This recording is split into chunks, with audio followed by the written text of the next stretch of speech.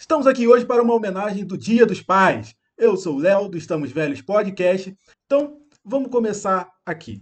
Guido Orefice. Guido Orefice é um personagem do filme A Vida é Bela. E, assim, vai ser um personagem um pouco difícil, porque esse filme é muito, muito tocante, né? Esse filme é muito forte. E, cara, se você nunca assistiu esse filme, eu, eu recomendo você assistir, mas já vai preparado, porque ele é triste.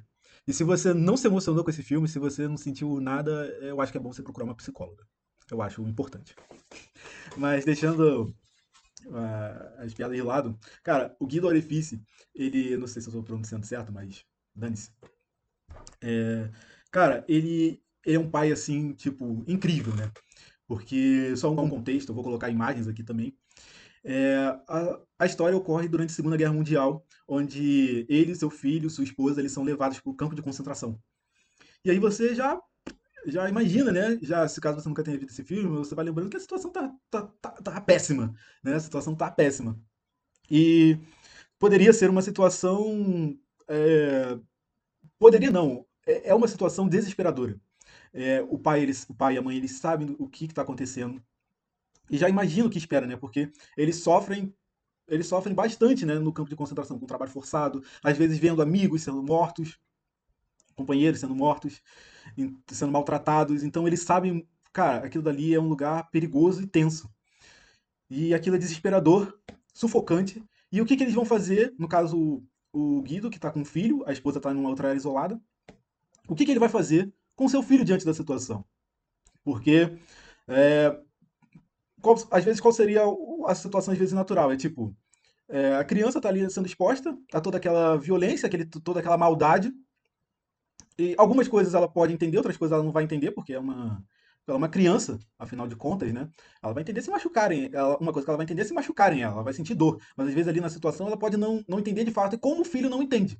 O filho dele não entende de fato o que está acontecendo ali. Mas isso também é muito devido ao tratamento do Guido diante daquela situação. Então, diante daquela situação desesperançosa que poderia fazer, cara, praticamente todos nós a sucumbir perante ao sofrimento, perante a maldade, o Guido encontra alguma força ali para tentar fazer com que o filho tenha momentos ali um pouco mais aliviados. Então ele transforma toda aquela questão do campo de concentração como um grande jogo. Então eles são levados ali e ele tenta o máximo mascarar aquela situação para o filho.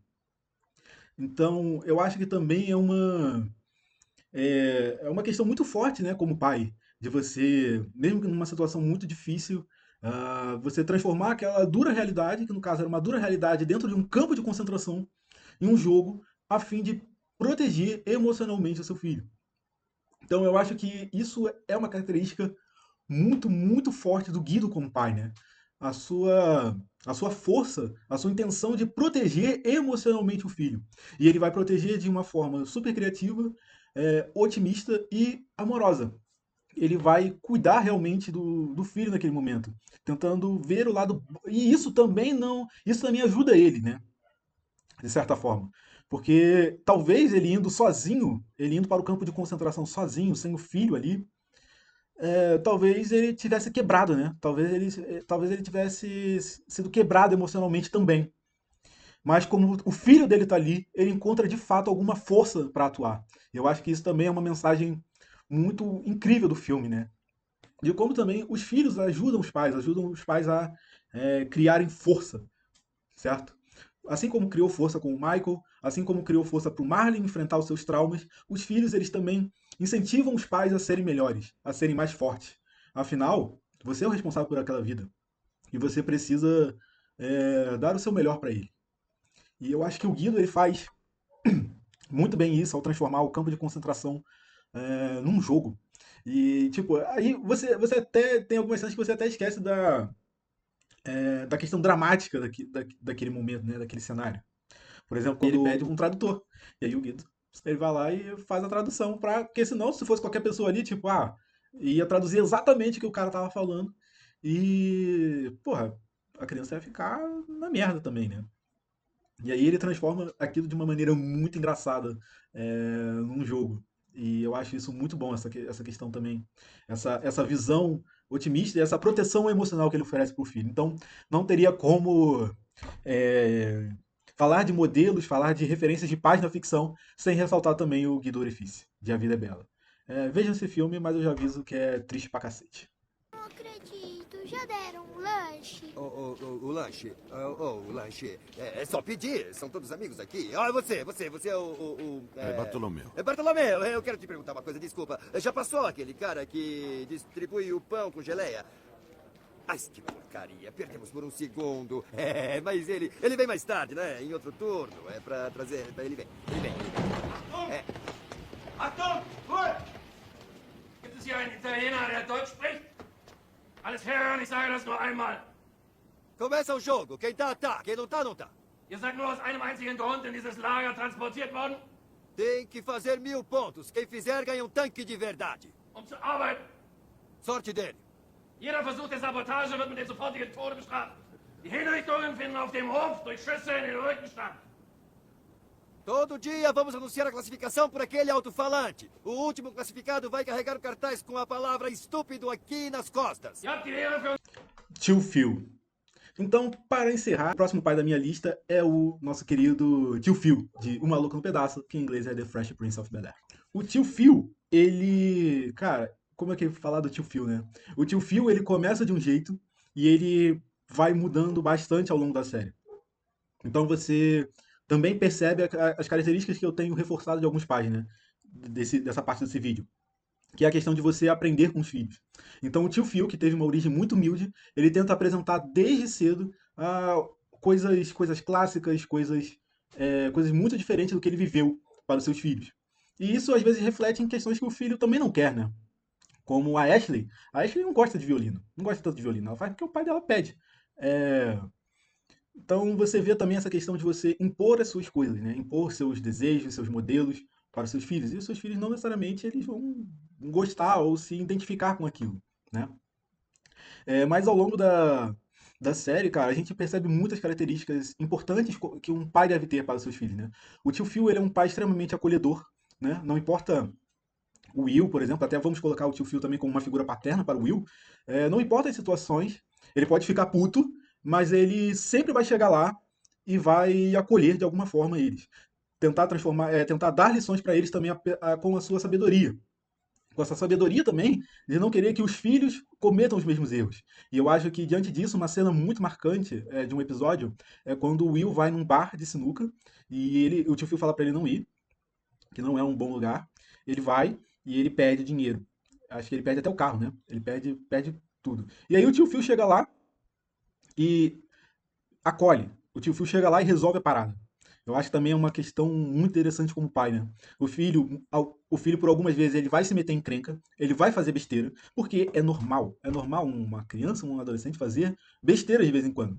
E o papel como pai ali do tio Phil, que chega lá, às vezes dá o esporro, mas principalmente acolher e transmitir a palavra, transmitir a sabedoria de que, cara, aquilo não é bom.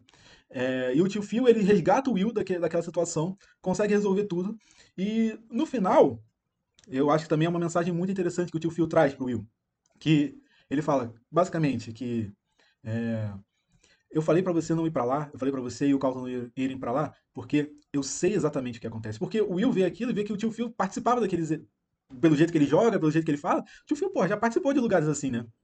Mas o tio Phil fala, cara, que aqueles lugares não são bons, ele já participou, ele já esteve lá e ele sabe que não é bom. Então ele tenta transmitir isso, né? Ajudando os filhos a não cometerem os mesmos erros que ele cometeu, né? Que ele julga, alguns que ele julga serem erros. Que o tio Phil também não é muito diferente do Michael Caio, mas a gente já eu falo isso pra vocês. Então, o tio Phil, ele é um pai extremamente, como eu falei, né? Ele é acolhedor, sábio, protetor, ele procura ser justo e ele é muito exigente com educação e caráter.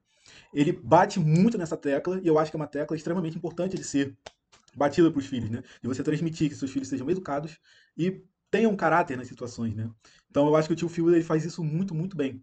E pensando numa cena do tio Phil, eu trouxe a da sinuca, que foi uma das que eu lembrei, que tem uma mensagem da questão de pai. O tio Phil, ele vai também aprendendo com os filhos, aprendendo com o Will a ser um pouco mais flexível. Não adianta, ele vê que não adianta muito ser extremamente rígido, então ele vai melhorando muito nesse quesito ao longo da série, mas não perdendo a sua essência de proteção, de sabedoria, porque a gente vê ao longo da série realmente ele sabe muito. E a gente também vê alguns elementos da sua história do passado que ele sofreu muito também. Ele também poderia ter dado muito, muito errado, mas ele deu muito, muito, muito certo, né?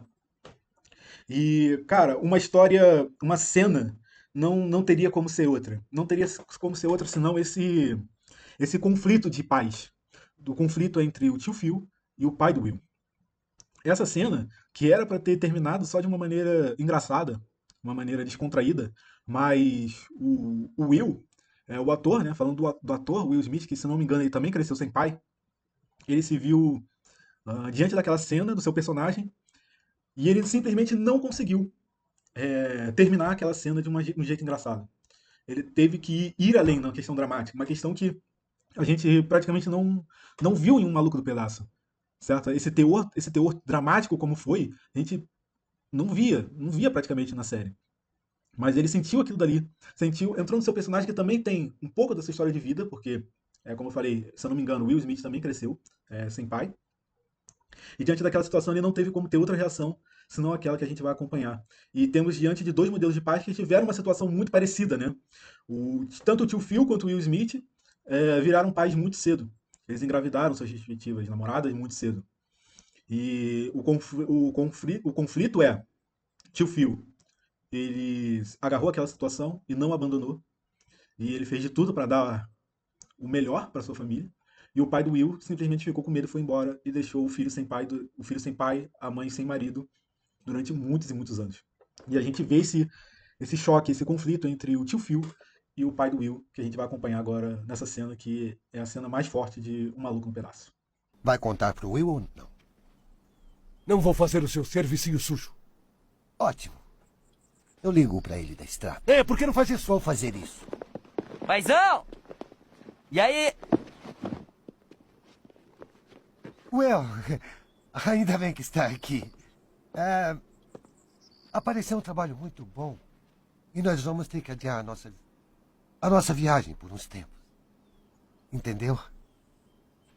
Tá, eu sei, entendi. Tá Só bom. por umas 2 semanas. Entendi. Entende? Talvez um pouco mais. Tá, tudo bem, na boa. Olha, eu te ligo na semana que vem e nós combinamos os detalhes. Certo? Tá. Foi bom te ver, filho. Legal. Lu.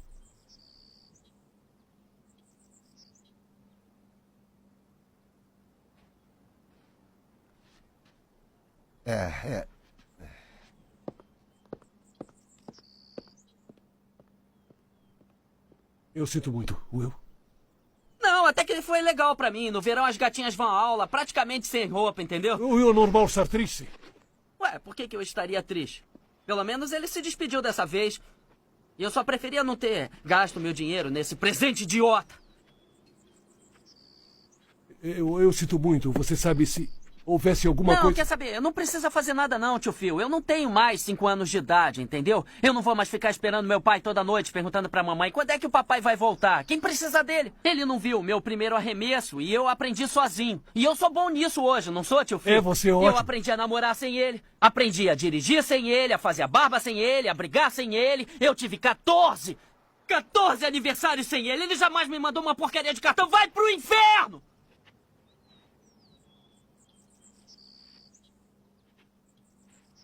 Eu nunca precisei dele, eu não preciso agora. Will... Não, e sabe o que mais, tio Phil?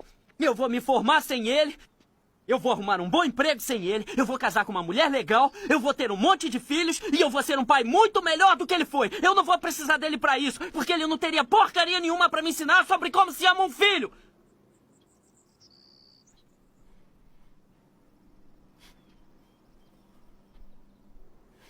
Por que ele não liga pra mim?